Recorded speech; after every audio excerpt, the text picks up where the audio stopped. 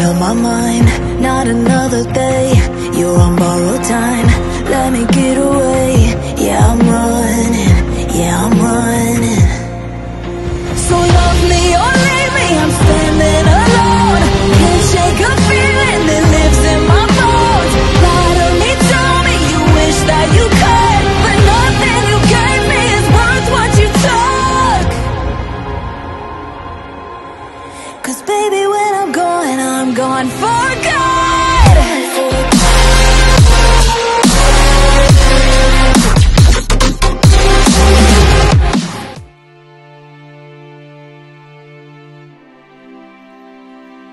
Melanjutkan dari kisah sebelumnya. Meskipun kau menguasai hukum kehancuran, memangnya kenapa? Apakah 7 kekuatan asal milikku tidak cukup untuk melawanmu? Hancurlah untukku. Dengan raungan penuh amarah, 2 kekuatan mulai bertarung sengit. Saat ini terlihat batu merah membara melawan 7 cahaya yang bersinar dari seluruh tubuh Xiaoyan. Dia menggunakan hukum penyeimbang untuk melawan kekuatan aturan pihak lawan. Dan itulah harapan terbesar Xiaoyan. Namun kekuatan tubuh aslinya masih belum cukup kuat. Kekuatan hukum yang bisa dia keluarkan terbatas. Masih jauh di bawah kekuatan api pemusnah. Saat ini suara benturan demi benturan terdengar. Raungan hampa pun mulai terdistorsi dan perlahan mengalami perubahan sehingga membentuk ulang kehampaan melalui kekuatan dewa. Bahkan dalam pertarungan antara banyak dewa, hal semacam ini pun sangat sulit dilakukan. Namun saat ini Xiaoyan justru sedang beradu aturan dengan hukum dari api pemusnah. Hingga kehampaan seolah seperti kertas yang tercabik-cabik menjadi serpihan kecil. Batu merah perlahan tersapu oleh cahaya 7 warna dari Xiaoyan. Dan sebuah ledakan besar pun terjadi.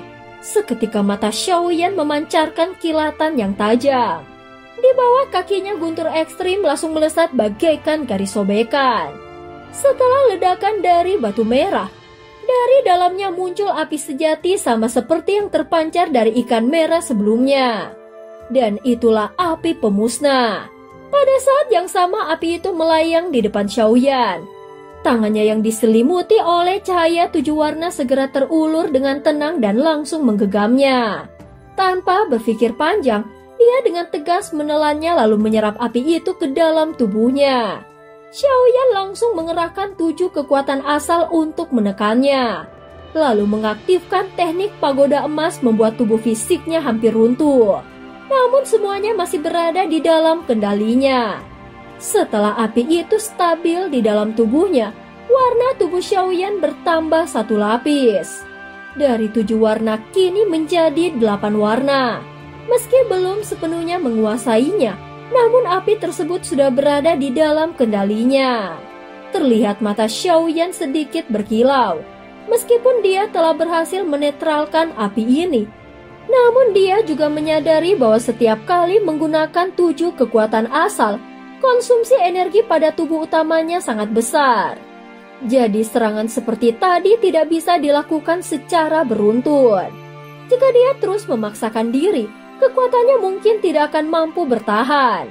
Meski dia masih punya avatar jangkrik emas sebagai kartu truf, namun langkah-langkah ke depan masih sangat panjang. Jadi dia tidak tahu berapa kali lagi harus menyerang dengan cara seperti itu. Xiaoyan menatap pusat jalur jantung api pemusnah yang masih berada beberapa langkah lagi. Saat ini dia berdiri di tempat dan menunggu dengan tenang. Seolah-olah Xiaoyan sedang menyambut tantangan yang muncul satu persatu yang mulai mendekat. Setelah sedikit mengatur nafas, Xiaoyan tidak melangkah maju secara gegabah. Sebaliknya dia duduk bersila dan menenangkan pikirannya, berusaha memulihkan kekuatannya sebanyak mungkin. Setelah beberapa saat, dia membuka matanya dan melangkah maju.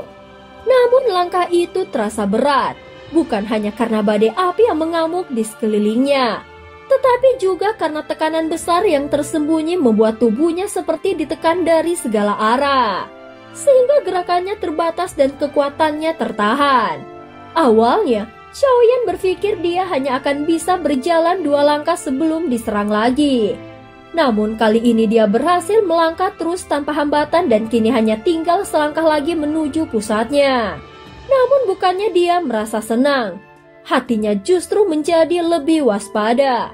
Karena ini semua terlalu mudah dan merasa ini pasti bukan ujian sebenarnya.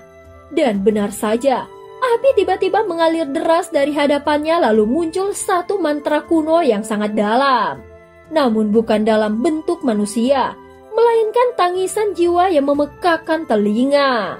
Seolah suara itu menghadang di depan Xiaoyan.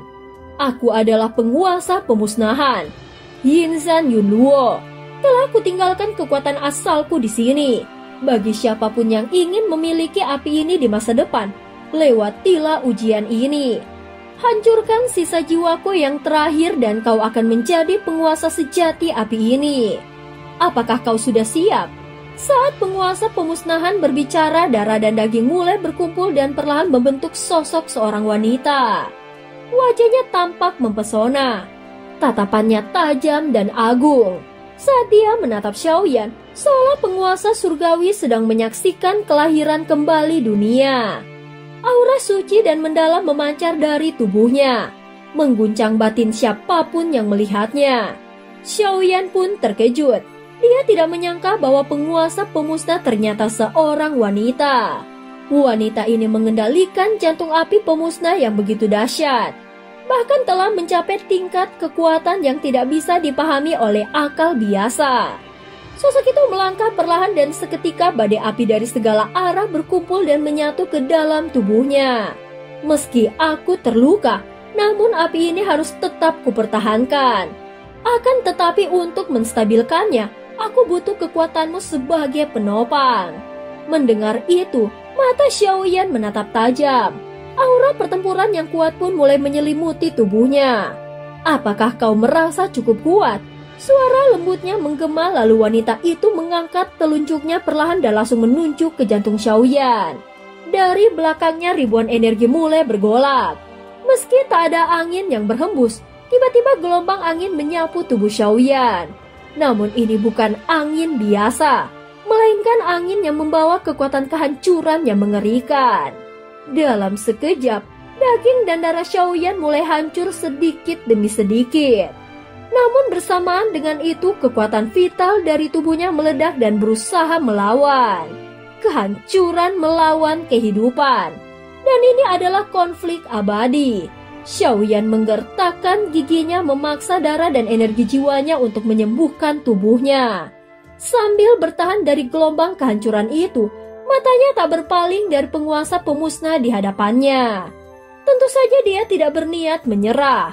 Meski tubuhnya hancur, dia terus melawan badai kehancuran itu dengan tekad yang tidak tergoyahkan. Baiklah, sekarang kita lihat apakah kau benar-benar layak. Suara wanita itu dingin dan penuh tekanan. Dia segera mengangkat jarinya lagi lalu menunjuk ke arah Xiaoyan. Tak ada api yang muncul. Namun tubuh Xiaoyan tiba-tiba seperti ditarik oleh tangan-tangan tak terlihat lalu dicengkram keras oleh kuku-kuku tajam. Cakar-cakar itu menancap ke dagingnya lalu menyobeknya. Dagingnya meledak dan berceceran sehingga Xiaoyan memekik kesakitan. Saat tubuhnya hampir hancur berkeping-keping, dia segera menepuk dadanya. Hal itu bukan untuk menghancurkannya, tetapi untuk memaksa ledakan kekuatan darah yang dahsyat. Saat ini tujuannya hanya satu, yaitu melawan kekuatan kehancuran yang ekstrim dengan kekuatan vital yang ekstrim. Seketika cahaya emas menyelimuti seluruh tubuhnya, dan daging yang tercerai-berai itu mulai ditarik kembali lalu menyatu oleh kekuatan kehidupan yang luar biasa. Namun harga yang harus dibayarnya sangat besar. Tubuh aslinya kehilangan banyak kekuatan fisik. Tetapi untungnya berkat pengalamannya mengendalikan avatar Yuan Shen, maka hancurnya tubuhnya bukanlah kematian. Sebaliknya justru menjadi momen pemurnian dan pembentukan tulang. Namun yang mengejutkan adalah reaksi Xiaoyan terhadap serangan tadi yang benar-benar tidak bisa membalas. Dia hanya bisa menggunakan daya tahan tubuhnya untuk menahannya. Namun jika serangan berikutnya datang, bagaimana dia bisa menghadapinya? Nyanyian pemakan darah. Bisikan lirih kembali keluar dari mulut penguasa pemusnah. Namun kali ini Xiaoyan merasakan sesuatu yang tidak kasat mata mendekat. Dia tidak bisa melihatnya tetapi bisa merasakannya dengan jelas. Ini jantung api pemusnah. Apakah ini api tanpa bentuk dan tanpa wujud? Xiaoyan terkejut dan matanya langsung membelalak. Di tempat lain tak jauh dari sana, Huo Yaofei juga turut memperhatikan dengan tatapan penuh tekanan. Melihat serangan ini bahkan dia pun tidak mampu menahan diri untuk menyerah. Jadi bagaimana mungkin Xiaoyan bisa bertahan dari kekuatan ini? Ketika asap menghilang dan segalanya musnah, apa yang akan tersisa? Gumam Huo Yaofei. Sebagaimana dugaan Xiaoyan dan Ye Beijing sebelumnya, Huo Yaofei ternyata pernah mencoba melangkah sejauh ini. Namun dia gagal sampai di titik ini. Hanya setelah Xiaoyan berhasil melangkah sejauh ini, Huo Yaofei mulai mengakui bahwa kekuatan api ini bukanlah main-main.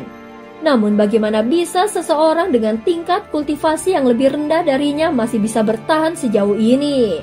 Yang aku tahu, penguasa pemusnah adalah makhluk yang melampaui segala kehendak para dewa. Dengan kekuatan jiwa yang tidak dapat dikekang oleh surga dengan keberadaan yang tak tertandingi di seluruh alam semesta. Ucap Huo Yaofei dengan suara yang dalam. Dan cerita pun berakhir.